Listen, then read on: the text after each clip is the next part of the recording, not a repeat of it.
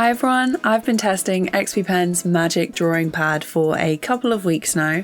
It's a standalone drawing tablet with an Android operating system and weighs just under 600 grams.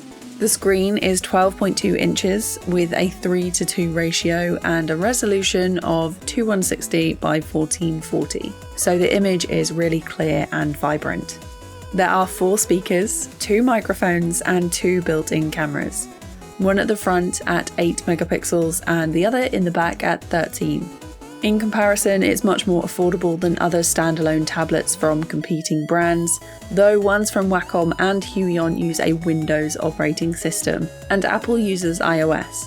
So if you're looking to buy a standalone drawing tablet, it's best to make a list of what programs or features you need to create your art or animations, and pick which is best for you.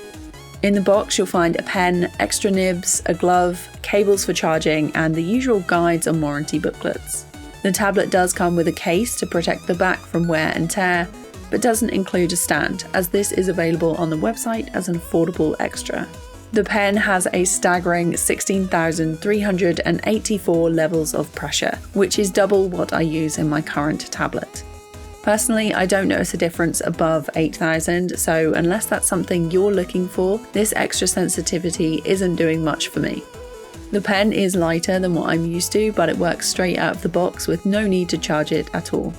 At first I assumed it would stick to the side of the tablet like an iPad and Apple Pencil. Instead, it's best to keep it in the back of the case like this, and it's definitely not going anywhere. When drawing, there seems to be a built-in stabilizer, and so far no calibration options that you'd recognise from other models and drivers by XP Pen.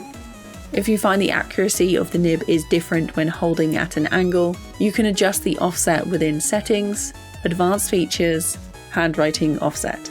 I have mine set to -3, however this will depend on how you hold your pen. There's 256 gigabytes of space, but you can add more with a micro SD card if you find you're running out of room. Some good drawing apps on Android are TVPaint, which is installed automatically, and then there's Krita and the free version of Sketchbook. To animate, there's TVPaint, Krita, Flipperclip, Animation Desk and Rough Animator, and I'd recommend the last 3 the most. They've got everything you need, and the interface is optimised for a smaller screen. Unlike Krita, which while free doesn't leave you a lot of room to animate with all the toolbars open, and TVPaint, which while good, is subscription based. Now the screen has a texture similar to paper to make drawing feel more natural, and while I did enjoy using it, you will have to wipe it regularly of fingerprints. With a slightly textured screen and similar to many other tablets, this resistance will eventually wear down the pen nibs and possibly scratch the screen.